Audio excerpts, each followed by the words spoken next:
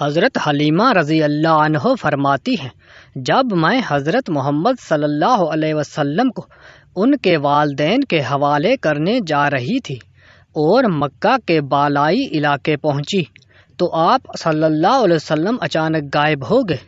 میں حواس باختہ ہو گئی۔ حلیمہ سعدیہ فرماتی ہیں، میں پریشانی کی حالت میں مکہ پہنچی۔ آپ کے دادا عبد المطلب کے پاس پہنچتے ہی میں نے کہا، میں آج رات محمد صلی اللہ علیہ وسلم کو لے کر آ رہی تھی۔ جب میں بالائی علاقے میں پہنچی تو وہ اچانک کہیں گم ہو گئے۔ اب خدا کی قسم میں نہیں جانتی وہ کہاں ہیں۔ عبد المطلب یہ سن کر فوراً کعبے کے پاس کھڑے ہو گئے۔ انہوں نے آپ کے مل جانے کے لیے دعا کی، پھر آپ صلی اللہ علیہ وسلم کی تلاش میں روانہ ہو گئے۔ ان کے ساتھ ورقہ بن نوفل بھی تھے۔ غرض دونوں تلاش کرتے کرتے تہامہ کی وادی میں پہنچے۔ ایک درخت کے نیچے انہیں ایک لڑکا کھڑا نظر آیا۔ اس درخت کی شاخیں بہت گھنی تھی۔ حضرت عبد المطلب رضی اللہ عنہ نے پوچھا، لڑکے تم کون ہو؟ حضور صلی اللہ علیہ وسلم چونکہ اس وقت تک قد نکال چکے تھے، اس لیے حضرت عبد المطلب رضی اللہ عنہ پہچان نہ سکے۔ آپ کا قد تیزی سے بڑھ رہا تھا۔ جواب میں آپ صلی اللہ علیہ وسلم نے فرمایا، میں محمد بن عبداللہ بن عبد المطلب ہوں۔ یہ سن کر حضرت عبد المطلب رضی اللہ عنہ بولے، تم پر میری جان قربان، میں ہی تمہارا دادا عبد المطلب ہوں۔ پھر انہوں نے آپ صلی اللہ علیہ وسلم کو اٹھا کر سینے سے لگایا اور رونے لگے۔ آپ کو گھوڑے پر اپنے آگے بٹھایا اور مکے کی طرف چل کھڑے ہوئے۔ گھر آ کر انہوں نے بکریاں اور گائے ذبح کی اور مکے والوں کی دعوت کی۔ آپ کے مل جانے کے بعد حضرت حلیمہ سعدیہ حضرت آمنہ رضی اللہ عنہ کے پاس آئی تو انہوں نے پوچھا، حلیمہ اب آپ بچے کو کیوں لے آئیں؟ آپ کی تو خواہش تھی کہ یہ ابھی آپ کے پاس رہے۔ انہوں نے جواب دیا، یہ اب بڑے ہو گئے ہیں اور اللہ کی قسم میں اپنی ذمہ داری پوری کر چکی ہوں۔ میں خوف محسوس کرتی ہوں کہیں انہیں کوئی حادثہ پیش نہ آ جائے۔ انہیں آپ کے حوالے کرتی ہوں۔ حضرت آمنہ رضی اللہ تعالیٰ عنہ کو یہ جواب سن کر حیرت ہوئی۔ بولی، مجھے سچ سچ بتاؤ ماجرا کیا ہے؟ تب انہوں نے سارا حال کہہ سنایا۔ حضرت حلیمہ سعدیہ نے دراصل کئی عجیب و غریب واقعات دیکھے تھے۔ ان واقعات کی وجہ سے وہ بہت پریشان ہو گئی تھی۔ پھر سینہ مبارک چاک کیسے جانے والا واقعہ پیش آیا تو وہ آپ کو فوری طور پر واپس کرنے پر مجبور ہو گئی۔ وہ چند واقعات حضرت حلیمہ رضی تعالیٰ عنہ اس طرح بیان کرتی ہیں، ایک مرتبہ یہودیوں کی ایک جماعت میرے پاس سے گزری۔ یہ لوگ آسمانی کتاب تورات کو ماننے کا دعویٰ کرتے تھے۔ میں نے ان سے کہا، کیا لوگ میرے اس بیٹے کے بارے میں کچھ بتا سکتے ہیں؟ ساتھ ہی میں نے حضور اکرم صلی اللہ علیہ وسلم کی پیدائش کے بارے میں انہیں تفصیلات سنائیں۔ یہودی تفصیلات سن کر آپس میں کہنے لگے، اس بچے کو قتل کر دینا چاہیے۔ یہ کہہ کر انہوں نے پوچھا، کیا یہ بچہ یتیم ہے؟ میں نے ان کی بات سن لی تھی کہ وہ ان کے قتل کا ارادہ کر رہے ہیں، تو میں نے جلدی سے اپنے شوہر کی طرف اشارہ کرتے ہوئے کہا، نہیں، یہ اس بچے کے باپ ہیں۔ تب انہوں نے کہا، اگر یہ بچہ یتیم ہوتا تو ہم ضرور اسے قتل کر دیتے۔ یہ انہوں نے اس لیے کہا کیونکہ انہوں نے پرانی کتابوں میں پڑھ رکھا تھا کہ ایک آخری نبی آنے والے ہیں، ان کا دین سارے عالم میں پھیل جائے گا، ہر طرف ان کا بول بالا ہوگا، ان کی پیدائش اور بچپن کی یہ علامات ہوں گی، اور یہ کہ وہ یتیم ہوں گے۔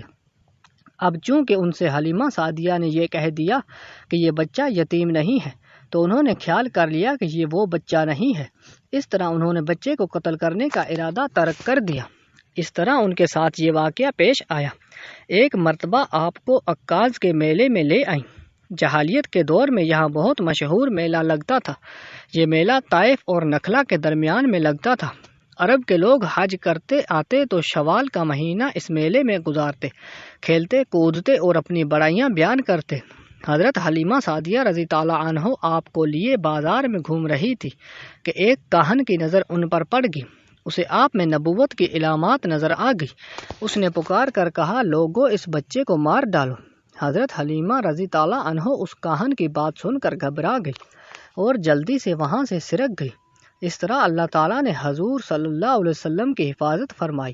میلے میں موجود لوگوں نے کاہن کی آواز سن کر ادھر ادھر دیکھا کہ کس بچے کو قتل کرنے کے لیے کہا گیا ہے، مگر انہیں وہاں کوئی بچہ نظر نہیں آیا۔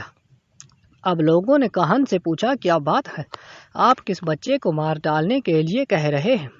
اس نے ان لوگوں کو بتایا میں نے ابھی ایک لڑکے کو دیکھا ہے، معبودوں کی قسم وہ تمہارے دین کے ماننے والوں کو قتل کرے گا، تمہارے بتوں کو توڑ دے گا اور وہ تم سب پر غالب آئے گا۔ یہ سن کر لوگ آپ کی تلاش میں ادھر ادھر دوڑے لیکن ناکام رہے۔ حضرت حلیمہ سعدیہ رضی تعالیٰ عنہ آپ صلی اللہ علیہ وسلم کو لیے واپس آ رہی تھی کہ ذی الحاج ان کا گزر ہوا۔ یہاں بھی میلہ لگا ہوا تھا۔ اس بازار میں ایک نجومی تھا، لوگ اس کے پاس اپنے بچوں کو لے کر آتے تھے، وہ بچوں کو دیکھ کر ان کی قسمت کے بارے میں اندازہ لگاتا تھا۔ حضرت حلیمہ سعدیہ رضی اللہ تعالیٰ عنہ اس کے نزدیک سے گزری تو نجومی کی نظر حضور اکرم صلی اللہ علیہ وسلم پر پڑی۔ نجومی کو آپ صلی اللہ علیہ وسلم کی مہر نبوت نظر آ گئی اور ساتھ ہی آپ صلی اللہ علیہ وسلم کی آنکھوں کی خاص سرخی اس نے دیکھ لی۔ وہ چلا اٹھا، اے عرب کے لوگوں، اس لڑکے کو قتل کر دو، یہ یقیناً تمہارے دین کے ماننے والوں کو قتل کرے گا، تمہارے بتوں کو توڑے گا اور تم پر غالب آ جائے گا۔ یہ کہتے ہوئے وہ آپ کی طرف جھپٹتا، لیکن اسی وقت وہ پاگل ہو گیا اور اسی پاگل پن میں مر گیا۔ ایک اور واقعہ سیرت ابن حشام میں ہے کہ حبشہ کی ایک جماعت حضور اکرم صلی اللہ علیہ وسلم کے پاس سے گزری۔ اس وقت آپ صلی اللہ علیہ وسلم حلیمہ سعدیہ رضی اللہ عنہ کے ساتھ تھے اور آپ کو آپ کی والدہ کے حوالے کرنے جا رہی تھی۔ ان عیسائیوں نے آپ صلی اللہ علیہ وسلم کے مونڈوں کے درمیان مہر نبوت کو دیکھا اور آپ صلی اللہ علیہ وسلم کی آنکھوں کی سرخی کو بھی دیکھا۔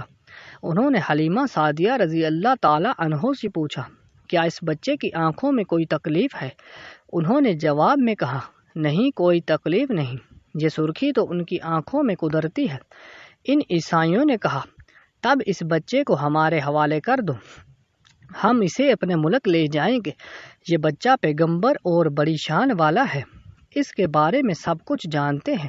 حلیمہ سعدیہ رضی اللہ تعالی عنہ سنتے ہی وہاں سے جلدی دور چلی گئی، جہاں تک کہ آپ صلی اللہ علیہ وسلم کو آپ صلی اللہ علیہ وسلم کی والدہ کے پاس پہنچا دیا۔ ان واقعات کے بعد حلیمہ سعدیہ رضی تعالی عنہ ان کے خاوند حارث نے فیصلہ کیا کہ اب بچے کو اپنے پاس نہیں رکھنا چاہیے۔ جب حضرت حلیمہ سعدیہ رضی اللہ تعالی عنہ کو حضرت آمنہ کے حوالے کر دیا، اس وقت آپ صلی اللہ علیہ وسلم کی عمر مبارک 6 سال تھی۔ ایک روایت ملتی ہے کہ اس وقت عمر شریف 5 سال تھی، ایک تیسری روایت کے مطابق عمر مبارک 6 سال ہو چکی تھی۔ اگر آپ کو ہماری یہ ویڈیو اچھی لگی تو لائک اور کمنٹ کر دیجئے اور چینل کو سبسکرائب کرنا مت بھولیے۔ ملتے ہیں نیکسٹ ویڈیو میں، تب تک کے لیے اللہ حافظ۔